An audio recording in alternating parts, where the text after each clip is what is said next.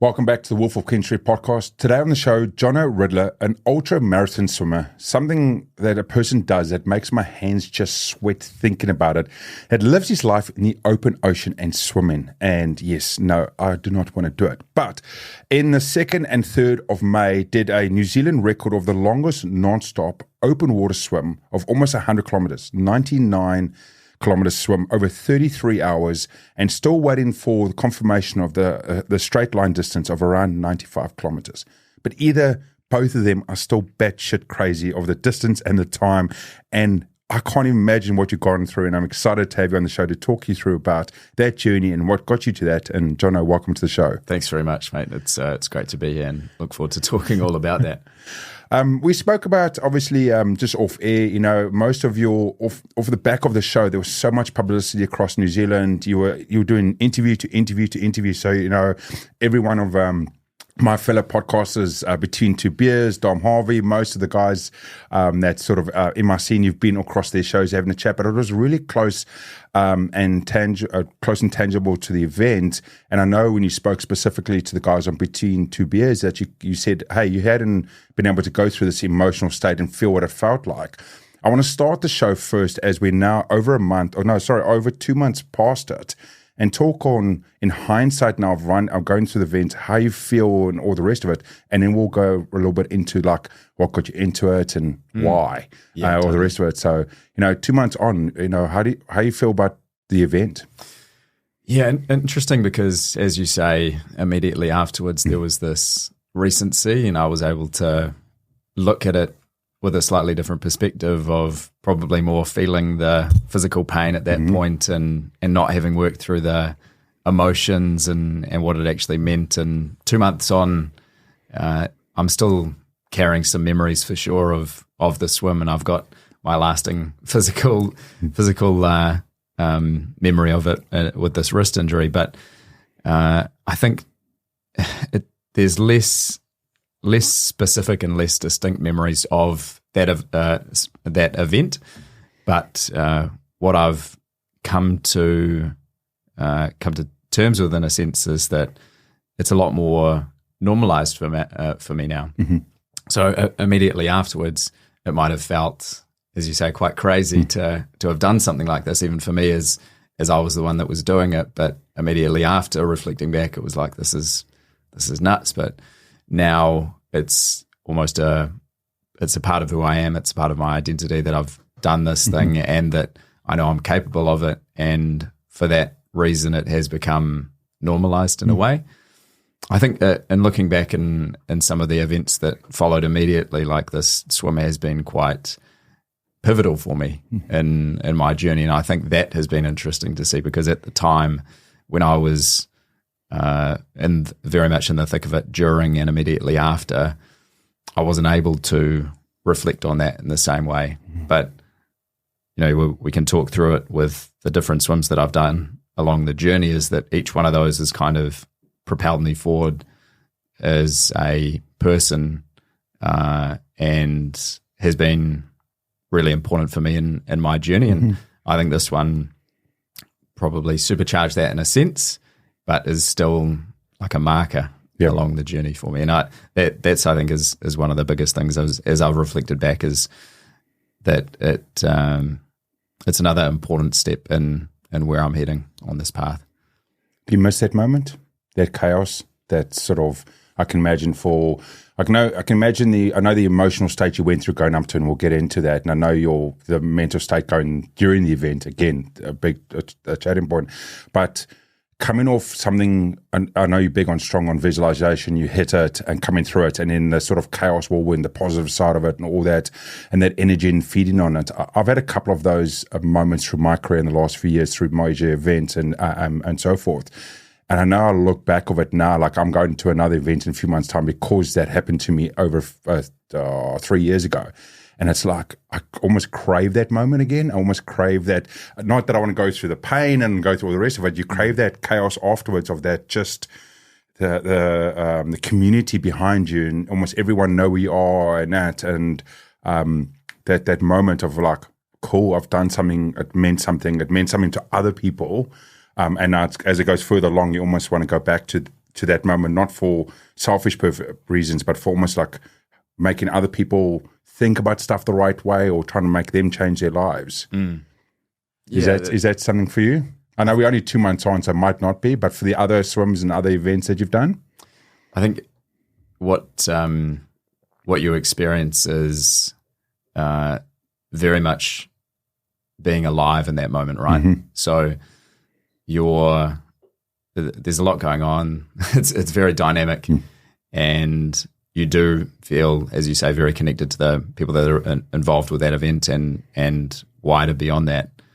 I think for me, it's always been that there's this big build-up of tension as I build up towards any kind of a goal, and working away in the shadows and grinding away, and then you come to this moment. And for me, with these ultra marathon swims, it's time defined. It's over a specific period of time. This most recent swim was 33 hours, and there's this almost release of that tension that you've been building up, and with that, this amazing kind of euphoria of having gone through all this hardship in the lead up, like you're talking about with organizing an event.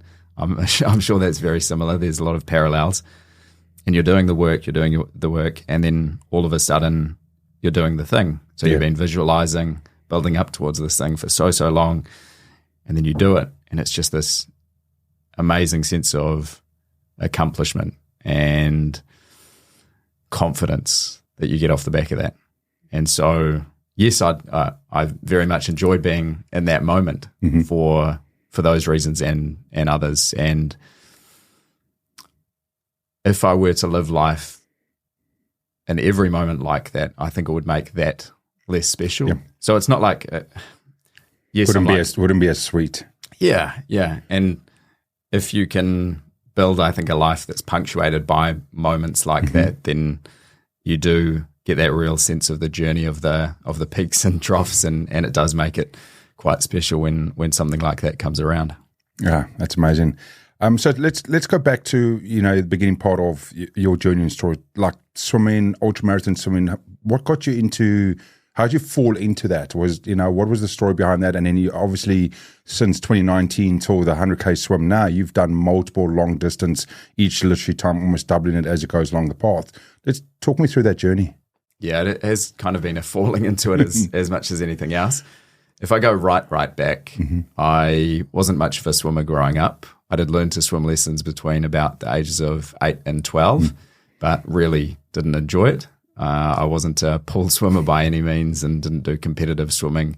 And as soon as I was able to petition my parents to stop pool swimming, then I was out of there and focusing on sports that I actually enjoyed, like football, for example. So I always kind of had a leaning towards sports and activity. But in the background, we also spent a lot of time in the ocean growing up. So my dad was a surf lifesaver. He did surfing from about the age of 15, and he's now 6 decades on from there and still going. So the ocean was a strong part of our childhood, and we always had that theme. But it wasn't until I was 21 that I would find myself back in swimming and then eventually ocean swimming. So I was living in Canada at the time, and I was snowboarding up a local hill. It was a few days after my 21st birthday, and I had a really bad snowboarding accident. I fell onto my right shoulder and sustained a grade 3 AC separation. Oof. And that wasn't so good for my snowboarding at the time, but on returning to New Zealand about 4 months later, I used the pool and swimming as a way of rehabbing that and getting it back to full strength or near to, and mobility back into it as well. And then later that same year, so this is 2011, just to timestamp that, later that same year, my dad and brother were doing an open water swim across Auckland's harbour, 3 kilometre there or thereabouts. It's about 2.8, isn't it? Yeah, correct. From Bayswater Marina to the viaduct. Yep. And I decided to sign up. Hadn't done any kind of open water swimming events prior to that. And I had done a little bit of swimming up and down Point Chev Beach, but that was about it. And so I decided to sign up for it, and fast forward to the start date of that event. So I'm in the water, I'm treading water, waiting for the hooter to go off. It's a deep water start, which means that instead of running in from the beach, you are just in the water.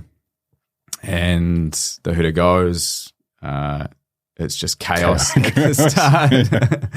And there's legs and arms going all over the place, and I'm swimming over the top of people, and they're swimming over the top of me, and I swim in that state, for this really panicked state, for about 200 meters or so before I'm forced to put my head up because I can't breathe. I'm having a panic attack, and I have this moment where I can either pull out, I just chuck my hand up and get rescued by the lifeguards around me, or keep going on the other hand. And so I recollected myself, I breathed, and then just decided to keep going. And I made it to the other side, and that experience on completing that, like we had talked about before, the emotion of completing that was an amazing sense of accomplishment, and I got hooked. Like I wanted to find out what more I could do. And then eventually that built up to my first 10-kilometer distance in 2016. So about 5 years later, in the background, I'd been training for a running marathon. Didn't work out so well. I got injured, decided to bin running, and so just focused in on the swimming. And then that 10-kilometer swim, again, it was just a difficult time, lots of little challenges, made it to the end, couldn't help but think what's next, and then signed up for Cook straight on the back of that. And that really launched the path. Yeah, the path into ultramarathon swimming. And I've never thought of it as falling into it, but I think in a lot of ways I did. But at the same time, having that, a lot of things that in retrospect you can look back and say, it makes a lot of sense that this is the path that I went down, like the background and being around the ocean, the desire for adventure, the leaning towards endurance sports, like all of these things just combined into something that made a lot of sense for me. There's a real interesting journey. There's this, I think it's one of the most unique activities that I think humble, control, and bring people out in different ways. And that's a community of surfing, or what it stands for and so forth. Whether you do it or don't, but whether you raised around it or your parents did it and stuff. And I've spoken to and seen so many people that either are surfers or in the surfing community. I've lived out west where we both do. So there's every third person is a beach person of some sort. And there's that weird way, like you said, your dad started when he was 15 and he's, still going now. And it like bleeds into the next generation or the community around there. And it's a weird one because you always find community that behind people that are raised around a surfing community, there's always something unique and special, and they always do something peculiar, and they always get something back to, and being real, let's go woo-wah, they always go back to something like more Mother Earthy type vibes, right? And it's an interesting one because I've always seen that, and you can always take it back, and it's just whether you've been raised, been humbled by the ocean to understand and respect it, and therefore you want to go back and almost want to do the same thing and respect it more, and then help in community further. Is there something you've ever seen that, like you said, you've been raised around the beach and the ocean? Is there almost like a calling to you from that?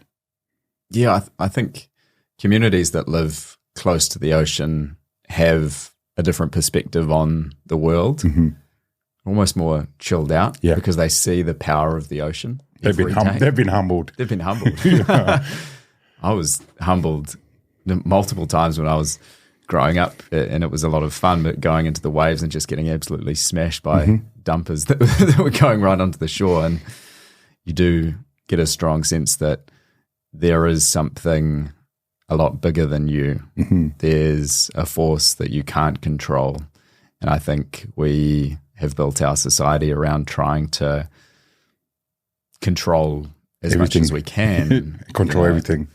It's such a stark contrast when you look at, say, like Auckland City and the environment and just the vibration of Auckland City versus when you go to a beach or or Muriwai communities, right? Yeah. Yeah. I mean, and I'm assuming as you go further out, it's even, the more a different compared to the PR and the Mirawaia community as well. The more disconnected you get from urban society, the more probably the closer you are to your original nature in a sense. So I get a strong connection to people that have an appreciation for the water and for the ocean and that have been raised around that. And I think they understand me and I understand them in a way that I couldn't be able to relate to somebody who hasn't had those same experiences.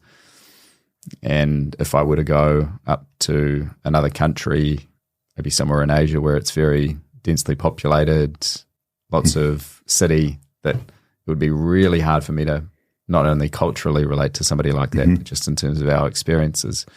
So we're lucky, I think, in New Zealand that we're always close to nature, whether it be the bush, the ocean, lakes, rivers, that we do still have that strong connection to nature and to our inner beings as well.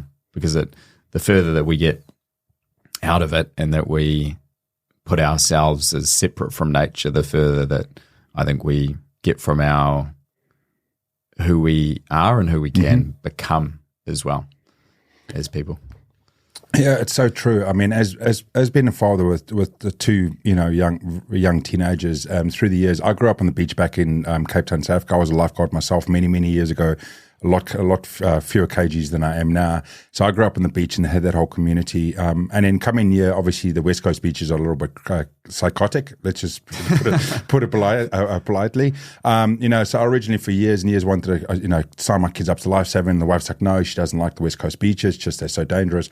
But then I would take every summer, I'd take the kids down to the beach, and the first few times, like they'll go in and they get dumped by the waves at Mirawaia or something like that. But it's funny because like we'll do those adventures or we'll go do big bushwalks and the kids will come out, let's say on the beach, they'll come out and they won't be happy because they got dumped or my son's crying and my daughter's upset. But the funny thing is, like 48 hours later, they turn around like, "Dad, can we go back?" And you see that trueness with going out in the wild and walking in those adventures. Like we did a big bush walk, one of the ones. It was before or during the gap in COVID, right? Everyone started doing bushwalks, right? Because that's the only one of the things you could do. And we did this one and it was like 2, maybe 3 hours long. We were shattered. The kids were tired. It was like, we felt horrible at the moment, but like the next day they're like, "Can we go again?" And it was like, "What are you talking about?" There was like, "Did you enjoy it?" They're like, "No, not at the moment." But when we think back of it, it was like, "Oh, it was like really fun and stuff." Right. And then there's like this weird sort of calling onto it.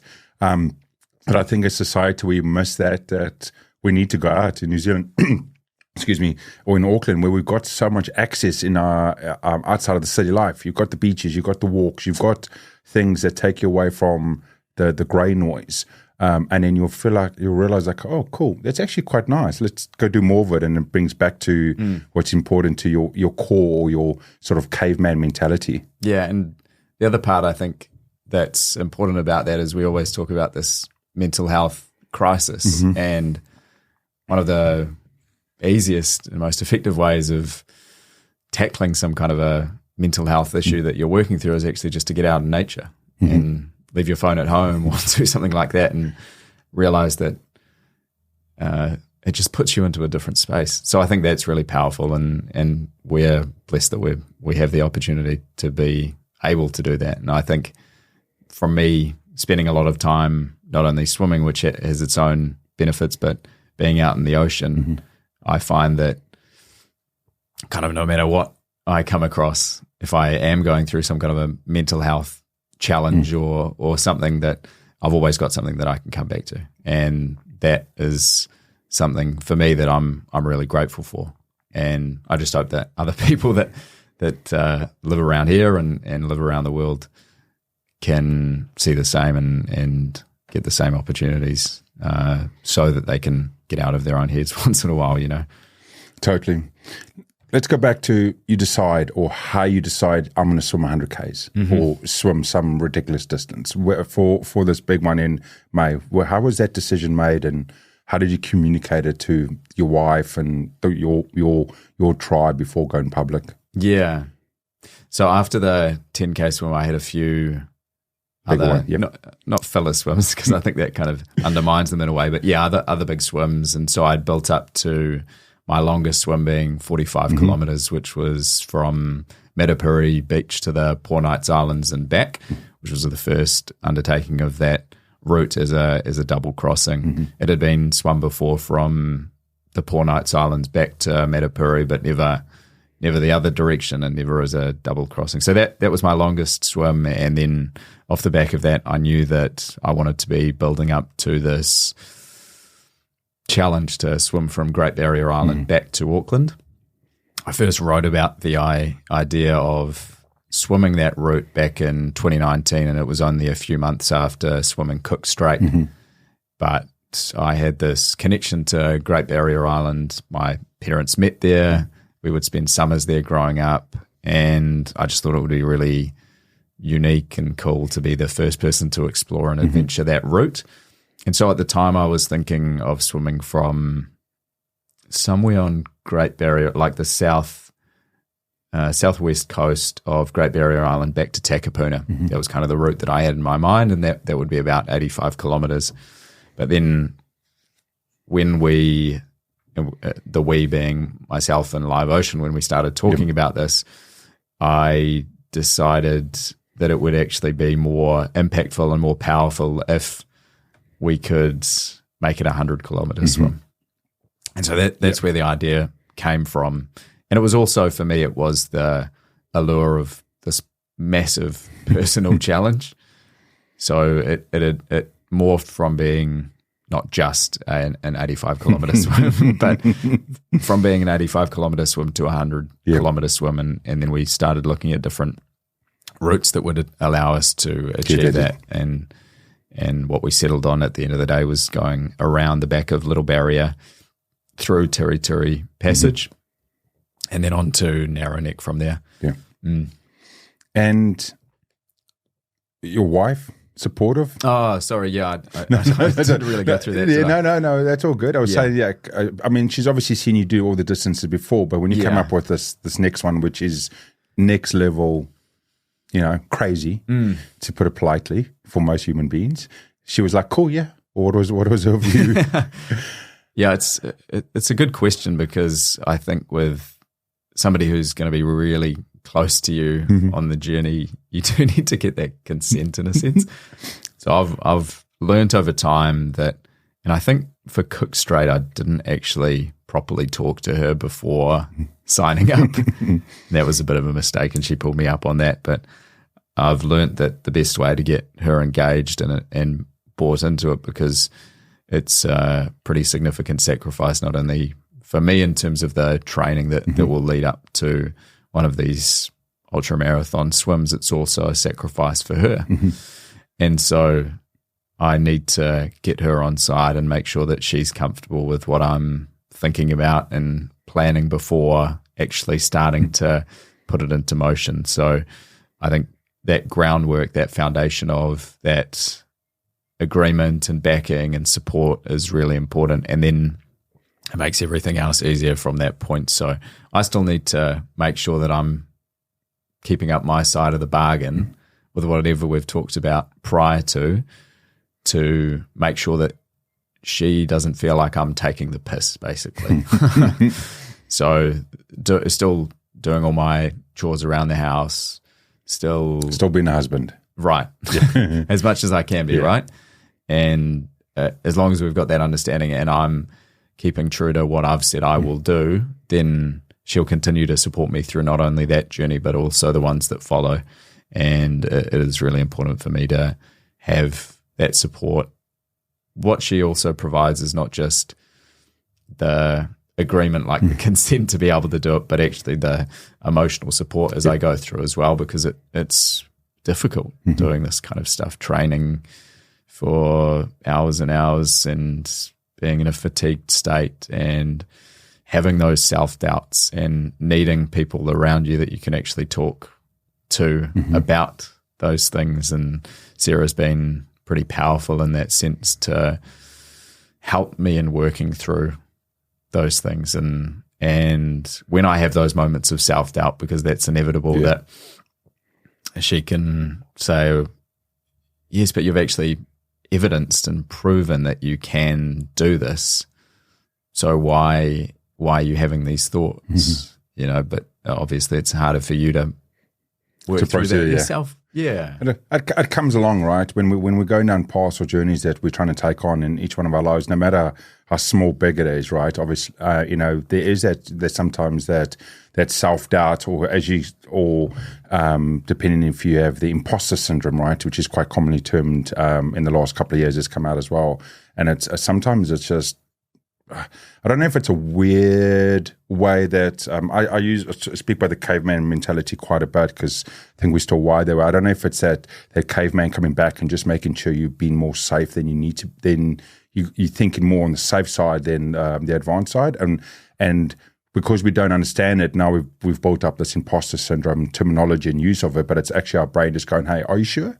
Are you double sure you know what you're doing? And you just got to show me that you know what you're doing, then I'll leave you alone. And the brain will disappear, and then you won't really question yourself, because it's funny that you go through that moment of like judgment or not sure. And then once you've worked through it, if you work through it correctly, it goes away. It doesn't come back, right? It might come back at a later stage for something else, but all of a sudden it's like, hey, I've answered something, and now I'm not being questioned by myself because I'm slowly starting to work through it. And it's just weird, our mind, our body just taps us on the shoulder every now and then and goes, hey, are you sure what you're doing? Totally, yeah. And talking about imposter syndrome, like I've had pretty significant levels of imposter syndrome since, but it's just working through why am I getting these thoughts of being an imposter, and where is that actually coming from?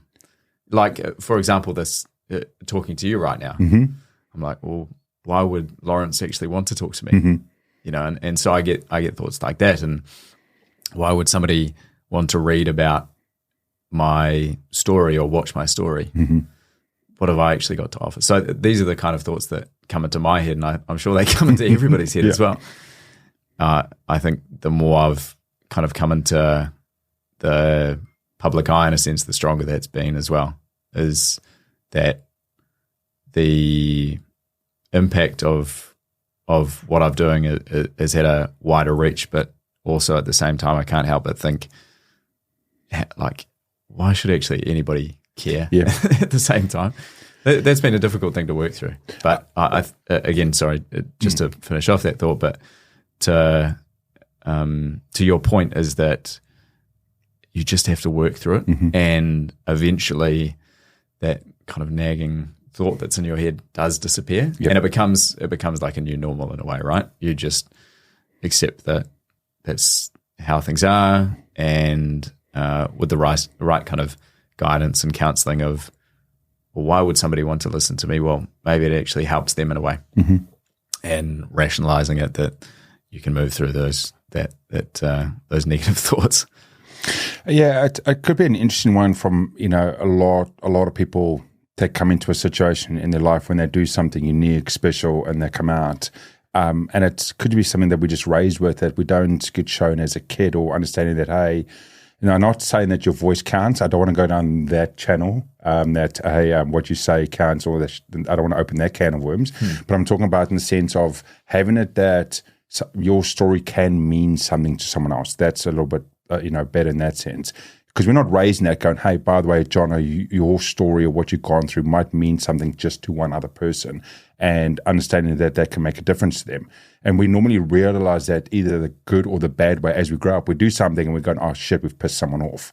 Now we're like, fuck, what do we do? Because I've never been taught I've negatively impacted someone from what I've done. And then if you're strong-willed or stuff, you can sort of work through it. If you don't, you go back in your shell, and then it's just negative reinforcement, and it feeds yourself more. It's the same way we're not raised of going, oh, look here, you've actually impacted someone positive, and then that's when that imposter comes in going, but why? Well, I'm not special, I'm not unique. But it's we forget that we are unique in our own individual self, but a lot of what we go through, so do other people go through. And I think it's something we've got to, I talk to my kids a little bit about that, like the struggles you go through, or the problems you have. As much as your own identity, there's other people out there that's going through something very similar. And your understanding of it, or you saying something about it, could help that person as well. And that's just sort of something that we almost need to, bring in our youth, in our community, more of, I believe, more than them standing there and going, listen to me. If I want to say this, you should listen to me. It's not that. It's about understanding themselves to a wider tribe. Totally. Yeah, totally. It's a weird one, because we're in a weird space at the moment with the world, and, with going out and having a message. Where everybody has the opportunity to broadcast in some way, but is that message always going to be impactful to somebody? Correct. Yeah, correct. I mean, we had a little funny one, and I look over at the lid. Guy will know this. I had Richie Hardcore on the show a good few months ago, and we went down this rabbit hole talking about how we live in a community now where if I tell you that this lid is pink, you've got to trust me that this lid is pink, but it's actually blue.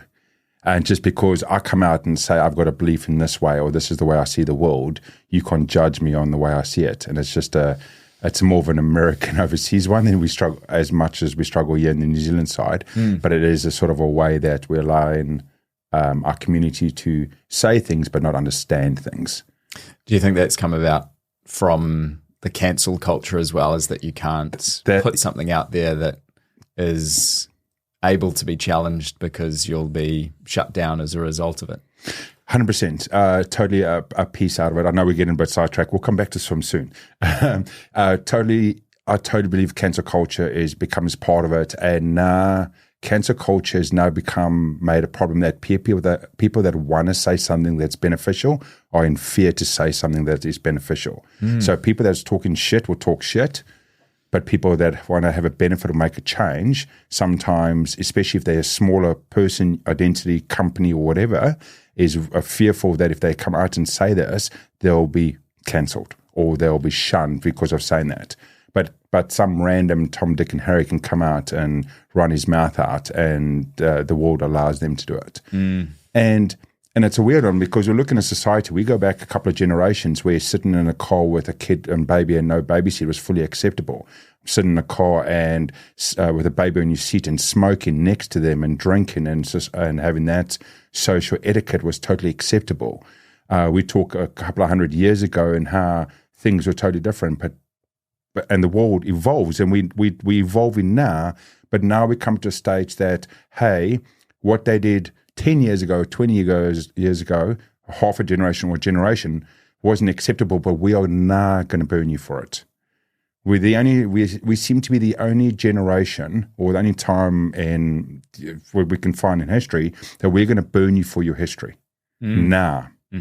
So something you said, Jono, when you were 18 years old, now, years and years later, today, you're going to get in trouble for it, and we're going to cancel you, and dig it out and that stuff. And it just seems ludicrous. And it's just fuel to this chaotic fire of what our youth, growing up in, and then, as you said, mental health challenges in this country and the wider world. Totally. But I think on that, in terms of the cancel culture, and I'll bring it back to the swimming in a way, was that following the recent swim that we did from Great Barrier Island back to Auckland, there was a very strong message, right, which was that ocean conservation is important, and that we need to focus in on it, and that we need to give it space and time and energy and resources to correct that. And I don't think anybody cancelled that message. So in reflecting on that, I think some messages are obviously going to be more controversial than others. But if you have a message that is really pure, maybe it's a sign, in a sense, that if nobody's cancelling it, maybe it's something that really needs to happen. Yeah, look, it's an interesting one of what message is going to be accepted and what's not. I know you spoke about, again, on the Patin Tobias show, you spoke about the support and the drive of when it started and going into it, how the community built up and how people are watching. And the question was, why did you think that happened?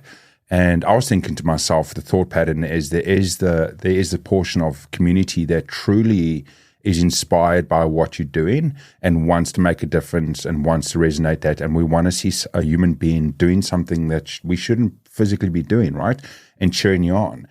My negative side that I see in society is people that are hating what you're doing and want you to fail. And therefore they're still watching, because as soon as you turn around and do fail, they go, yeah, well, I knew that. Jono was never going to achieve that. And we see that in and out. And it's funny, you see in society, when you start seeing human beings doing things outside the box, like the big performance. Let's talk about, like, in sport, you're doing swimming. You talk about the guys like David Goggins, James Lawrence, Iron Cowboy. You start seeing what's the guy that just ran? We just spoke about him on Friday with Harry. He did in New Zealand, that just ran for like 30 or 40 hours nonstop, doing one of those loop challenges and the runs. Once you start going through and you don't fail, then people are like, oh shit, I need to now pay attention, because I thought you were going to fail and I was cheering for it. And then you go through it and you're like, wow, okay, maybe there's something more. And then all of a sudden there's this convert of more people coming over, because you are breaking the mold of what is normal. And it gives me so the positive people are there and the negative people slowly start converting over, and it just starts bringing. And then if you've got a message there, it just starts bubbling up stronger and stronger and stronger as you go on. That's interesting. I haven't really thought about it that way, in terms of it's like the tall poppy syndrome side of things. I would totally think in the New Zealand, Australian space, there would have been a portion of tall poppy, and that would have built up a lot more. Or I don't want to say this. Would have not built up more of the publicity, but a portion of what I believe was people watching for you to fail. Yeah, and that sucks, and it's shit, and it shouldn't exist. And tall poppy is a fucking problem in this country. We need to get rid of. But I think by you knocking it out of the park and doing what you did, you would have converted those people over and gone, okay, cool, Jono's the man, what he did and what he stands for, and now resonates to the message. And, like you said with yourself with Live Ocean and what you guys are trying to bring awareness, and the Hauraki, the Gulf and all the rest of it, that's starting to feed on. And that's why, like you said, there's been no cancel culture around it. It's been a clear message and making a difference. Yeah. That negative kind of energy that people might bring, where it's like, oh, I want you to fail. I don't think you can do this. I actually love that. You feed off that?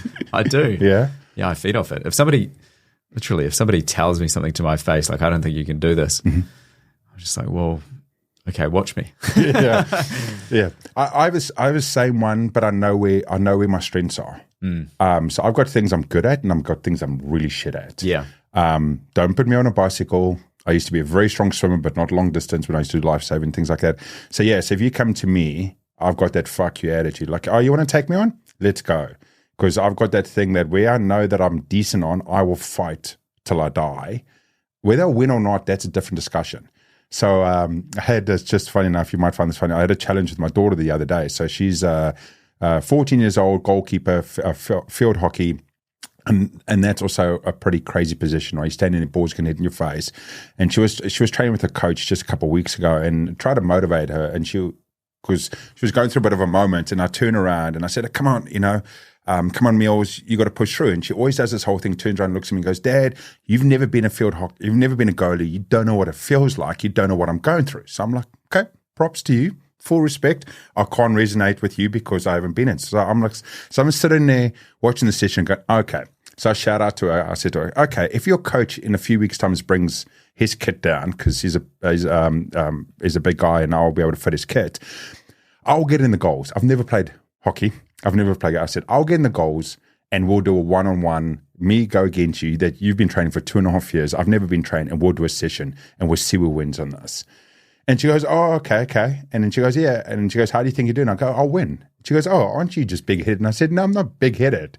I just got that I am not going to give up till I win attitude, where you want to go, okay, when I almost build up a little bit of an excuse of why you won't do it. And I said, let's go at it, because then we can resonate on the same level. It's sort of building up the motivation. So, yeah, it might be in a few weeks' time I'm standing in goals. And her coach, who's a national level hockey player, he's going to be full tilt, hitting me balls in the goals.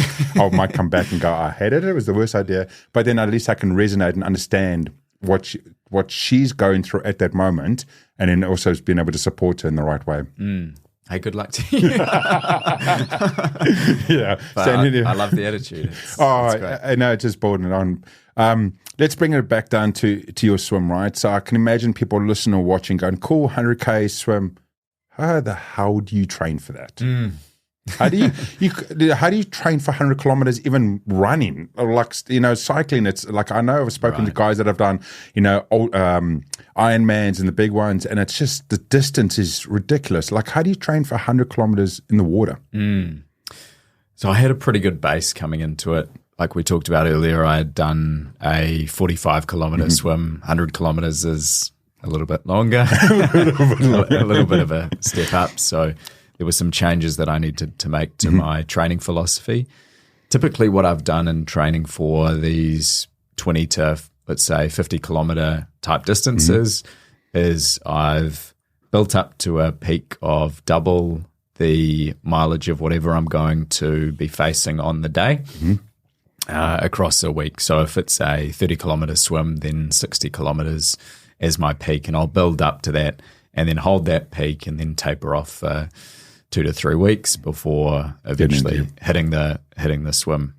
And that's tended to work pretty well for me. It's something that's reasonable and realistic when you're doing 60 kilometers or so of training a week. My peak up until that point, I think, was about, but before I started training for the Great Barrier swim for the Gulf, was about 80 kilometers per week, which is a significant amount of training. To break that down into hours, that would be, let's say, on average, 3 kilometers per hour, taking into account rest breaks, feeding, all the rest of it. That is how many hours? About 25, let's say, hours per week just of swimming.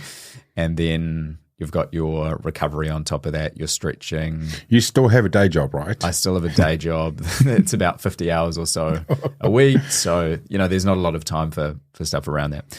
So when I started thinking about the training philosophy that I was going to adopt for this one for the Gulf, was I couldn't really realistically use the same philosophy of building up to double the mileage over the course of a week as my peak, because that would mean 200 kilometers of swimming. Just to maybe put that into relativity for people, normally you say 1 kilometer of swimming is like 4 kilometers of running. So it would be like me doing 800 kilometers of running across a week, which is just batshit crazy. Too much. Too much time. Yeah. I could do it, but I'd have to give up my day job, I think. And so I started, instead, I built on a philosophy of building up to a peak of the total distance, which would be 100 kilometers. And in August of 2022, I started that journey. I built up really nicely from about 30 kilometers per week, and the idea was to get up to a peak of, again, about 100 Ks per week, and then taper off for a few weeks leading into the event. Unfortunately, I got injured during that journey. So in December, at the beginning of December, I picked up an injury to my left shoulder, which I'm still working through now. And I held that across December, January, which kept me out of any kind of serious training, really. I was doing a lot of work on the stationary bike, a lot of kick in the pool because I couldn't really swim properly. But it was a poor substitute for proper training. So there was what I now refer to as kind of my first phase, which was this really nice training arc from about 30 kilometers per week to 75 kilometers per week.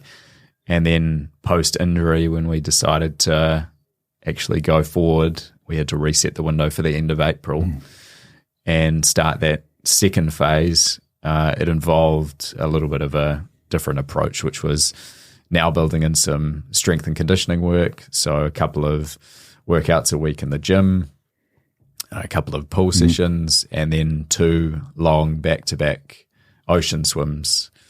And that was building up from 3 hours back-to-back to the target was 12 hours back-to-back. And that would all be over the weekends because I do work during the week.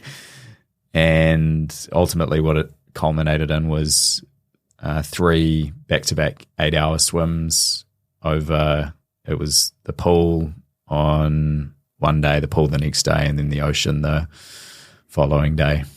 And so that really helped, those long, very aerobic style swims, just getting the mileage and getting my body used to what it was like to train under fatigue and to keep going and pushing through that. And also I added in some other elements that were specific to what I was going to be encountering, because I've never swum up until recently. I hadn't done the day thing where you're actually swimming through an entire night. So I built in these ocean swims where I was swimming through parts of the night, starting at 2 a.m., 3 a.m. in the morning and swimming until midday, and that really helped to get a sense of safety around night swimming, and also just giving my body a bit of a rack up to get it acclimatized to swimming at odd hours of the day.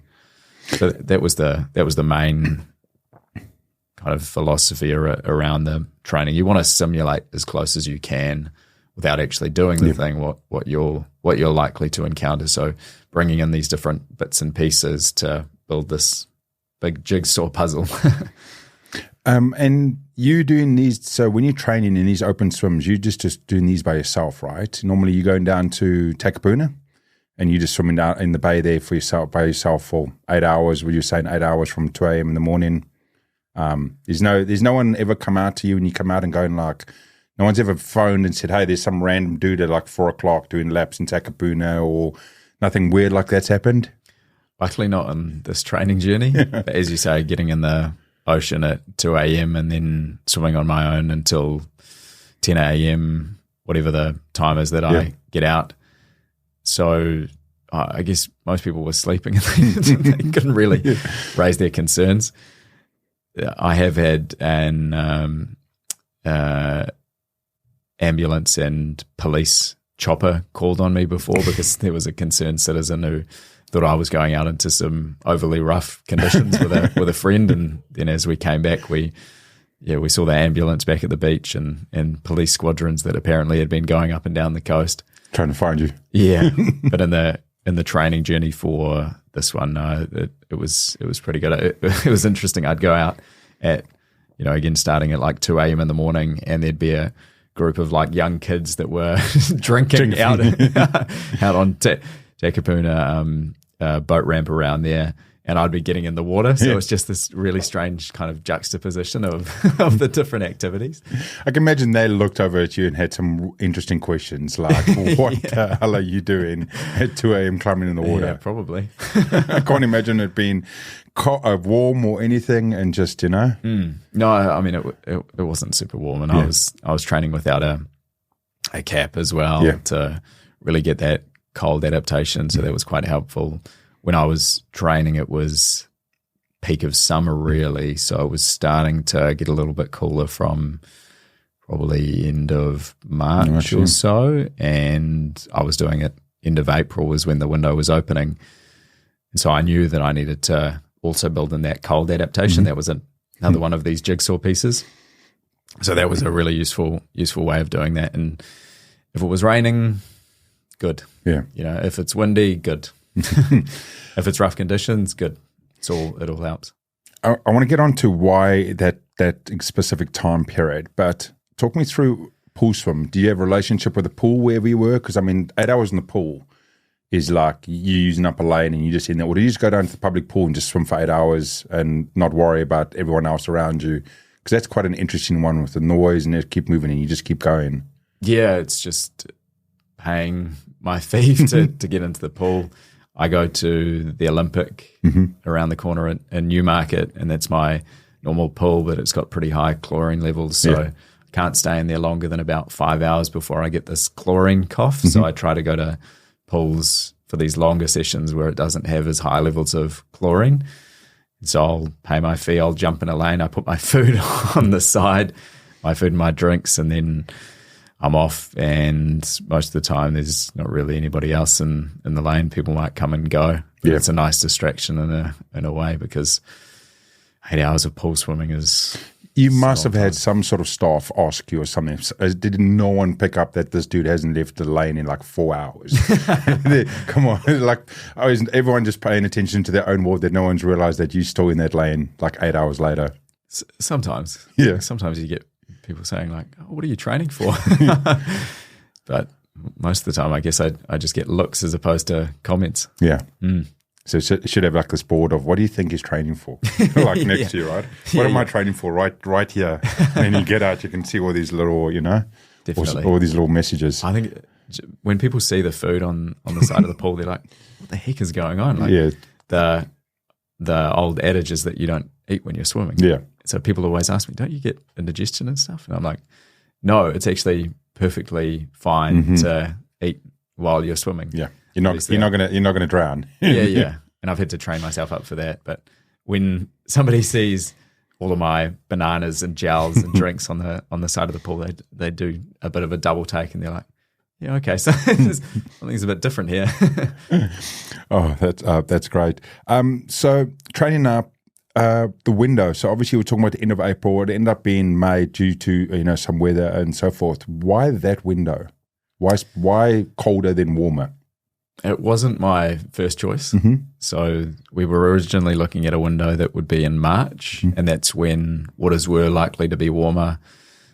Unfortunately, I did get injured across December and January, and coming out of that, we either had a decision to postpone the swim for another year.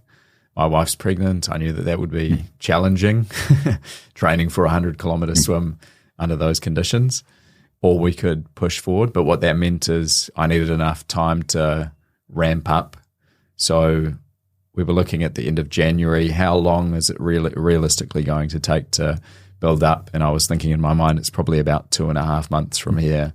So then we reset it for the end of April, which brought with it some other challenges and potential risks. So the risk of hypothermia, for example, was a lot stronger at the end of April than it was at the end of March. So the window was 25th of April to the 5th of May. And that was really pegged around the neap tide. So there's two tides. There's a neap tide and a spring tide, and that's to do with the position of the moon relative to the earth and sun as well. When there's a spring tide, it means that there's a higher volume of water. And the difference between the low tide and high tide is higher. So you've got more of a difference between the two. And if I'm swimming on a spring tide, I know that it's going to be beneficial if it's behind me.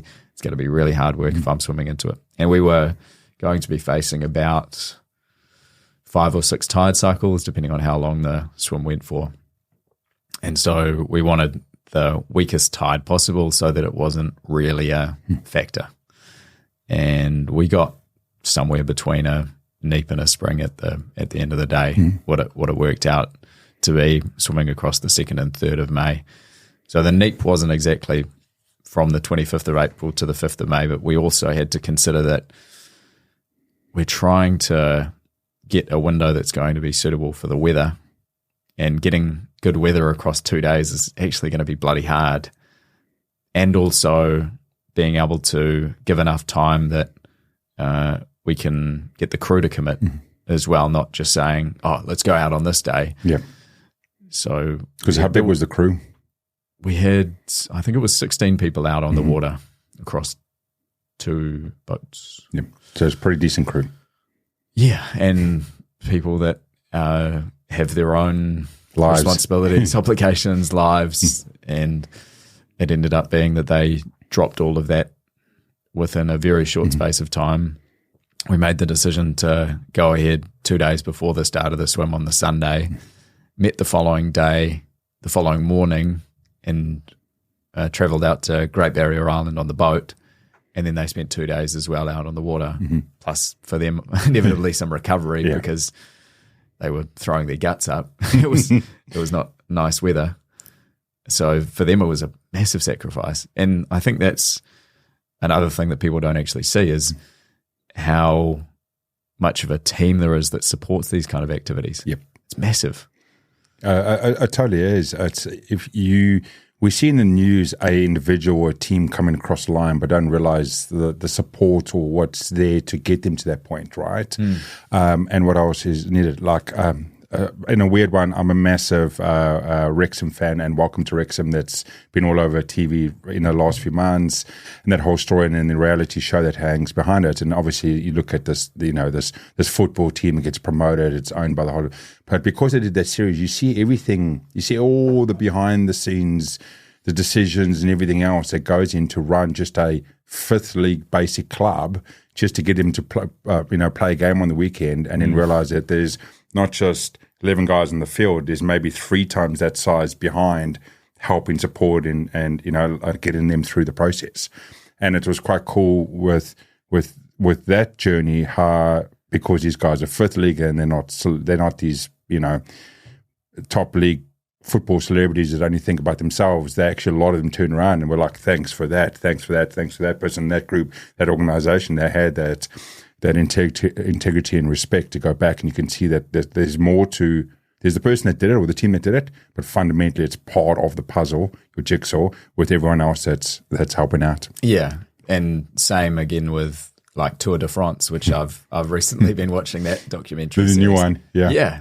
Brilliant. That is pretty good. It is, but you really get the sense of the people that are sitting behind that and how much goes into getting them to the start line and supporting them through those 3 weeks, which is massive logistical effort and physical effort, obviously. But for those riders, for those people to be able to do what they can do to push to the limits, they do need somebody that's actually in their corner that's helping them. And you see that across any sport. With any individual that's ever accomplished anything that's seems outrageous or amazing, or that's kind of elite in a sense, that there's always people there that are propping them up. That's totally true. So you guys, make a couple of days out from the day, make the decision, cruise out. You guys are over there. You're going to start 33 hours on the journey. Talk us through what does that look like? How long are you swimming? How's your meals? And then also, one of the biggest questions I can imagine most of the audience will be is, talk me through like the mental state of doing one thing or the same thing for. Like most of us in society can't pay attention for 5 minutes, and you did something for 33 hours. I know there might have been a change. Oh, I'm swimming to the left now, I'm swimming to the right now. But fundamentally, it's the same framework, what you're doing for 33 hours. Yeah. So we decided to go ahead on the Tuesday 2nd of May. And while the weather wasn't ideal, it was the best opportunity that we had, and we decided to grab it. So went out to Great Barrier Island, and it was pretty rough. We spent the night at Arama, which is a community based out at Karaka Bay, which was to be the start point. The night before, we're just getting things ready, having a bit of a crew briefing, having some basic kind of food, nothing that, you don't want to load up on too much carbs. You want to have a nice kind of meal beforehand. So just kind of going through the motions and trying to get into a positive mental headspace. One of my biggest concerns at that stage was actually getting enough sleep. Which you didn't? I did on this one. Yep. I had for the night before anyway. So I've had some terrible sleeps the night before, because you're really thinking about the challenge that you're going to be going through, and your body is kind of preparing in a sense and almost like fighting against it. And so I was a little bit concerned about that I wouldn't be able to get a good sleep, and then knowing that I was going to be not sleeping the next night because I was going to be swimming. And fortunately, I was able to have a really good night's sleep. We went to bed at about 10 o'clock or so. It was just beautiful out there as well, beautifully still. There's no city glow or anything like that. Just pitch black. And in these little cabins, and woke up in the morning. And then again in the morning, you're just kind of going through the routine thing, right? Routines, like keeping it really simple, not adding anything new into the mix. We had our breakfast. I'd already planned my breakfast weeks in advance. It was going to be oats and beetroot juice. And then we start going through the feeding plan with the crew. And then all of a sudden, the time comes to actually start the thing. So walk out to the boat ramp, get laid up with the pseudocreme, which was a sun protection basically. There wasn't a lot of sun, so that didn't matter too much. And then another layer of half lanolin, half petroleum jelly. That was to help against chafing and potentially a little bit of warmth as well. And then all of a sudden, after going through these routines, it's actually time to start. And in terms of what's happening in my mind during that build-up and to starting it, I'm trying not to overwhelm myself with what is about to come. Yeah. And just stay in the moment as much as possible. And not thinking about the next 2 days, it's thinking about the next hour. And that really helps as a way of breaking it down. There's one of my favorite sayings is the only way to eat an elephant is one bite at a time. And so doing something like this, you do have to really chunk it up to eat those bites as you go, rather than the whole elephant.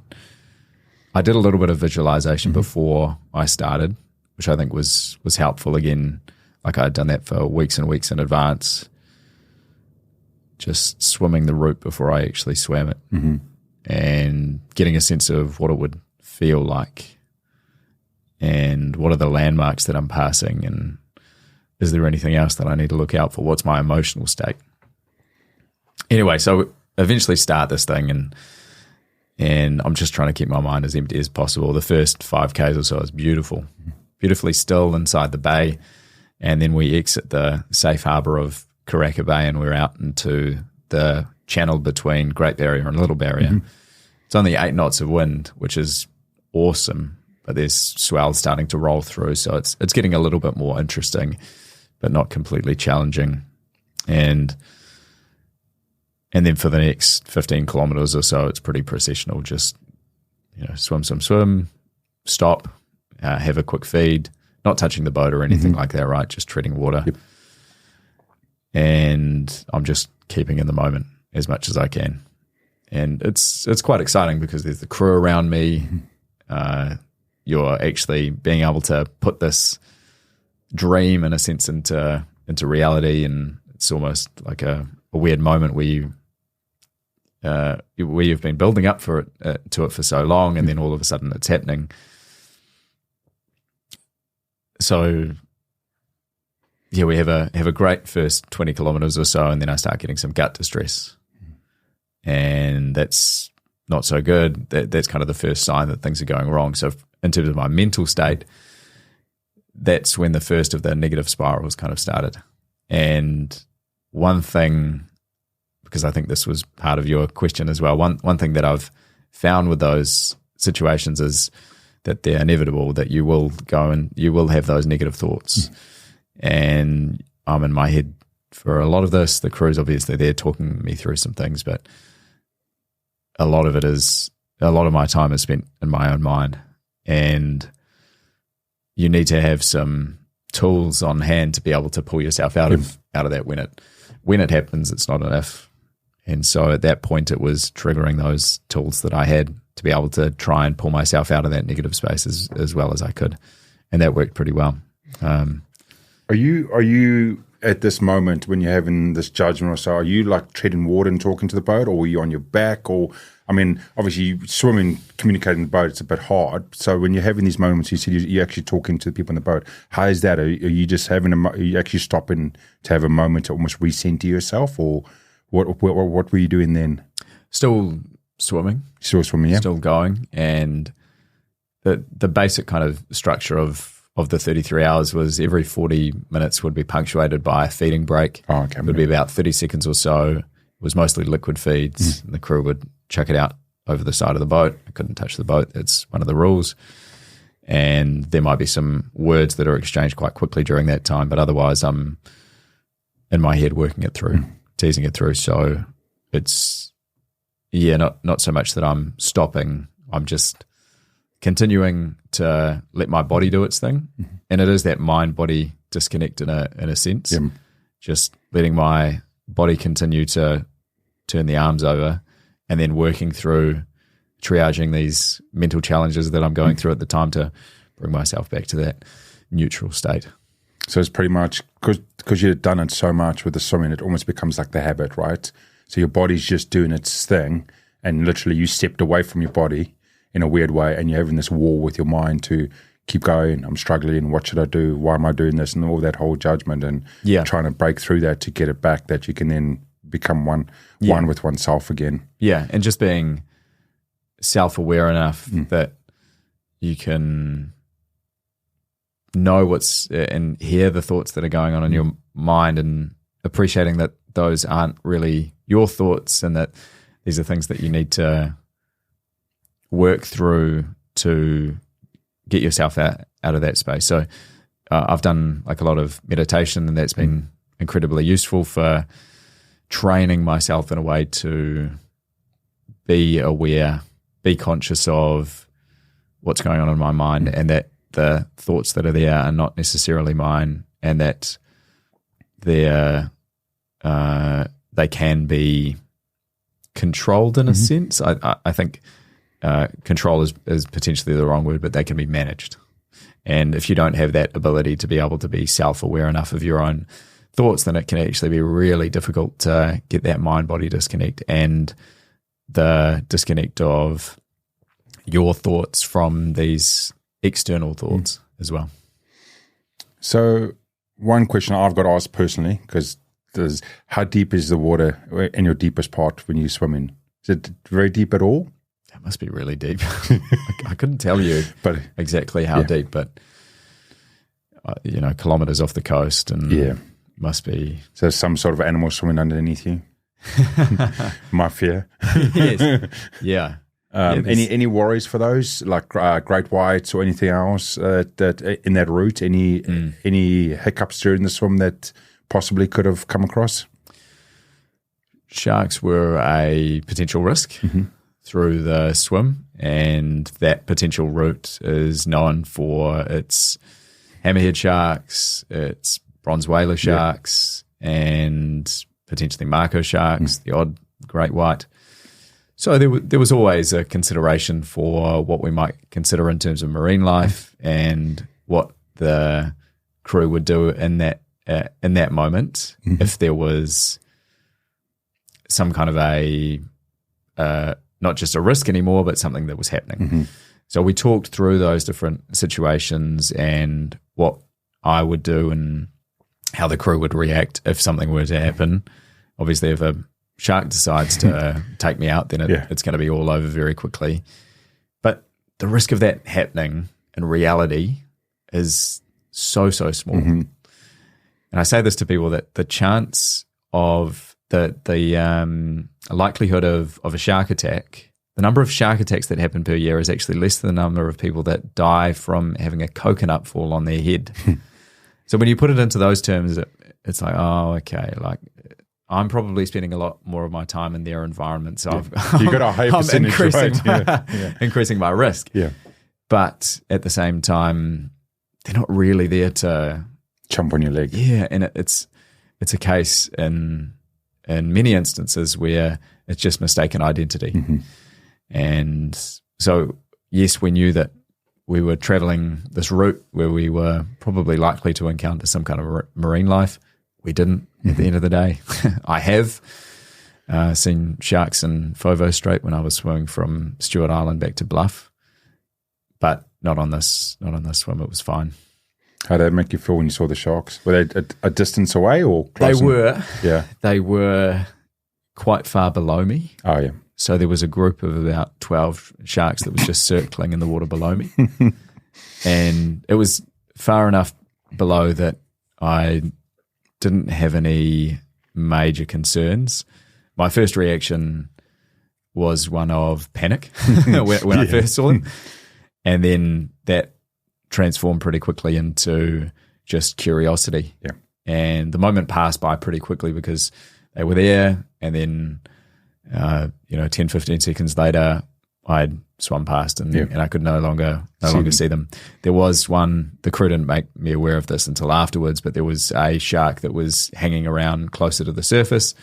It was not super close, but they were keeping a tab on it. They just didn't let me know that until after the event. Until afterwards, yeah. I totally understand that. So now you're going on this event. Now, first 10 hours, 10, 12 hours, when you start getting into the teens or in the 20s, when your body wants to crave sleep or real rest, are you actually sleeping through this event, or did you go 33 straight? No sleeping. So it is just 33 hours of swimming. So I woke up on Tuesday morning, and then we get into the water about 3 hours later, and the first opportunity I have to sleep is, I think, early Thursday morning when I'm in the hospital. Yeah. So it is quite a long time without having any kind of sleep. I calculated it out that between Tuesday morning when I first started and Friday evening of that same week, I had 8 hours sleep. So there were some concerns around sleep deprivation and how I would react to that and how my body and mind would respond to that. My probably biggest concern, because I hadn't encountered this or actually worked through it in exactly the same situation, was swimming through an entire night. But it did turn out to be a non-event. I took a couple of caffeine tablets at, would have been about 7 o'clock, 8 o'clock of that night. And that worked really well. I had some gels that had a little bit of caffeine in them. Great stimulant. I don't normally drink coffee, so it actually worked. Helped. Yep. Yeah. And then the lack of sleep probably impacted me in other ways that I wasn't quite aware of, but it's not like I was tired. And I still, when I got out of the water, I wasn't physically tired. It was a strange thing. I was most certainly fatigued, and I was starting to see things because I hadn't slept in a while, but I didn't have this massive craving for sleep that you might think. Your body, after you do something like this, so charged up on all kinds of weird chemicals, adrenaline pumping through, and the last thing that you want to do in that moment is actually fall asleep. It's quite strange in a lot of ways. So you come up to the end, finish the ride, finish the swim, get out. Is there that that vision that you've been thinking through? Was there that excitement, that happiness, or was it I'm happy that I'm finished? What was the moment of like you coming through, and was there any realization then? I visualized a lot in the lead up around that finish and how that would make me feel emotionally. And as I was going through the visualization, it did actually make me really emotional, and it got the tears going at times as well. When I was going through and thinking through those emotions, it was really that feeling of like elation, I think, and satisfaction. And it was similar, but not the same when I did actually end up doing it. It was a sense of relief from just not having to swim any further. Yeah. And that the pain could then at that moment end, because I was in quite extraordinary levels of pain, physical pain. And then just a sense of pride was the biggest thing. Pride in what not only I had achieved, but we as the crew had achieved over the last 2 days. And that was a really strong emotion. And I had that from basically as soon as I was in the ambulance. So I finished the swim, walk out, and then immediately taken into an ambulance that was pre-planned to be parked up and monitor my health. And as I'm lying in the bed, I'm there with a couple of crewmates, and they ask me, what are your thoughts on the swim? And it is just that I'm just proud. Yeah. It's amazing. I know there's a funny story that you had no clothes, and your old man had to give you some clothes in the hospital, right? Yeah. So I had a bag that was on the boat. When we were planning this, we weren't planning 20 to 30 knot winds and 2 meter swells for the swim. And so the boat was I was actually going to be able to get my gear off the boat, it was absolutely drenched because there were waves going everywhere. So no, I didn't have any clothes in the ambulance. I basically just had my togs. I was there in my in togs and sand on my feet, and that's how I was transported to hospital as well. And then my dad, luckily, he came by and he stripped off. He got down to his undies, and he gave me his jeans and like a shirt and jacket that he had at the time. I didn't actually need them, funnily enough, because I ended up having an overnight stay in hospital, and my wife came back later the next day with my clothes. But yeah, it was quite funny. Props to your old man. Yeah, that would have been funny, dropping the jeans, you know? And just no context, seeing him walk out of the hospital as well. Oh, that's amazing. One thing before we almost run up today's show is, I know yourself in partnership with Live Ocean. Talk me through that quickly. What are they? What does it stand for? What are they trying to achieve? Yeah. So when I was cooking up the idea for this swim, I wanted to make it something that was bigger than me. Mm-hmm. I really wanted to draw attention to a cause that was meaningful for me personally. And I've done a lot of swimming in the Hauraki Gulf, and a lot of my history sits in that body of water as well. So it was really meaningful to me, not only the oceans generally, but that particular slice. And I'd seen through my training not only these amazing things, but also the degradation that had come about through unsustainable practices. I've seen the sedimentation in the water. There's massive amounts. I'd seen the kina around our islands wiping out the kelp. Mm-hmm.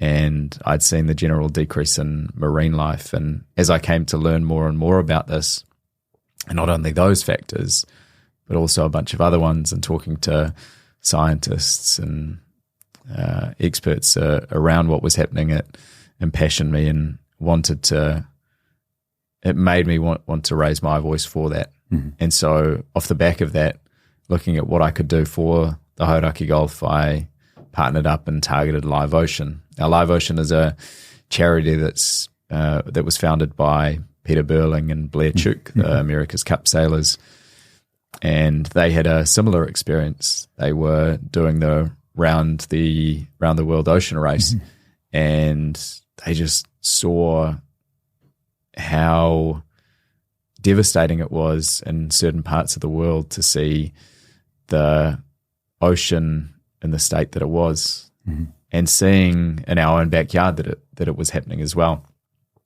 And so the charity has really been founded around this aim and ambition to improve the health of our ocean. So it's a marine conservation charity at its essence.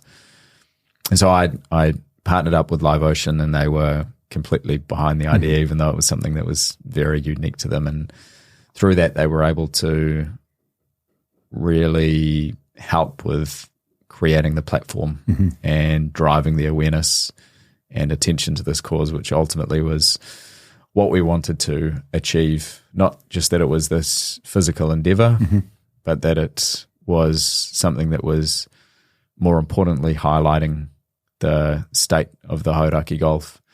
And so now off the back of that, I think we've still got more work to do. We've still got to do more campaigning for that to actually get some action. That's the hard part.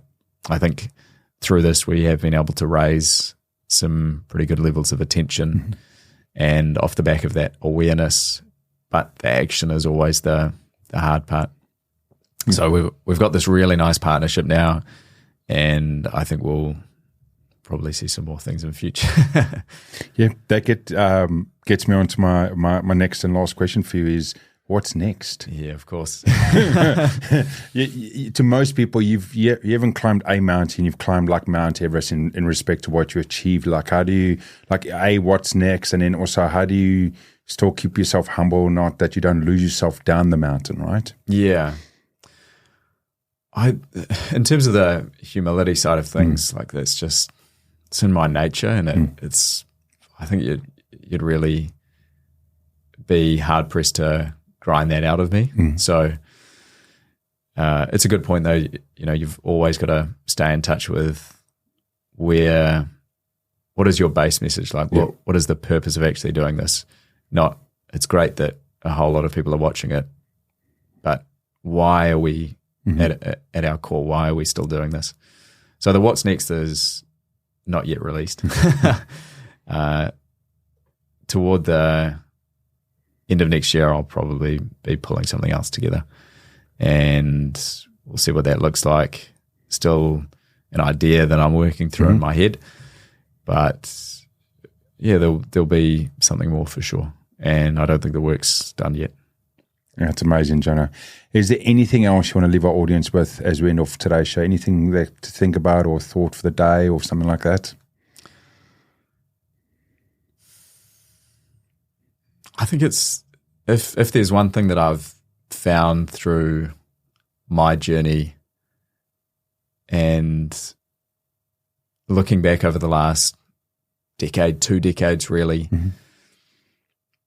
is that it's to try and find, and this is really life for a lot of people, is trying to find the thing that really gets you going. And in doing so, continuing to be authentic to who you are at your innermost being. So I'm fortunate in the sense that I think I've been able to find that thing, that combination of ultra marathon swimming or ultra endurance sports and ocean conservation. And through those, I've been able to find the highest expression of myself in a sense. And so I count myself really lucky that I've been able to find that.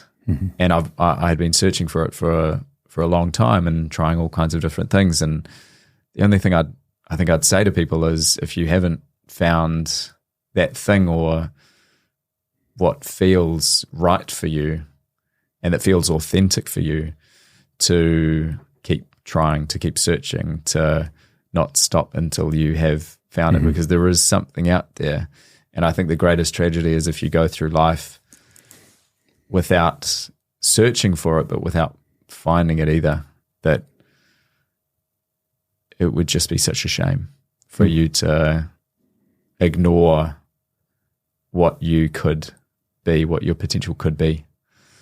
And so that's the message I think for everybody, is that if you are on that path, it's to not get disparaged if you haven't come across it yet, to keep searching. Because I've had some super low moments, and I'm sure I will continue to have some low moments, but what grounds me and what brings me back is that I have this purpose, and that is, it's powerful. It's amazing, Jono, and it's such a great message out there, and I think a great way to end off the show. And a massive thanks for you to coming on and sharing your message and the change you're trying to make, and hopefully this keeps this show does a little bit more to keep more awareness to what you're trying to do yourself and Live Ocean and everything else. And we'll be excited to see the, how would I say, crazy idea you come up with next. Because, I can imagine it's something bigger, something bolder, something crazier is likely what you're going to go with. But I know it'll make a major difference and bring positive impact to society and the ocean. So I'm excited to see that. And thanks again for coming on the show. Thanks, brother. That was good. Awesome. And to everyone else, thanks for coming over to the Wolf of Queen Street podcast. As I always say, to me, it's not about saying to share and to like the show. It's about seeing if there's something that resonated with what myself or what Jono said today. If there's something that made an impact to yourself, just take that away with you and let that help yourself and your community and tribe, because we need to stand together. We need to make a difference. And we can do that by seeing what's important and growing from it. And as Jono said, try to chase what is your passion, or find what is your passion and build over that over time. And we can all make a difference slowly as we work towards that. But again, thanks for coming over to the show. And as always, hope to see you again.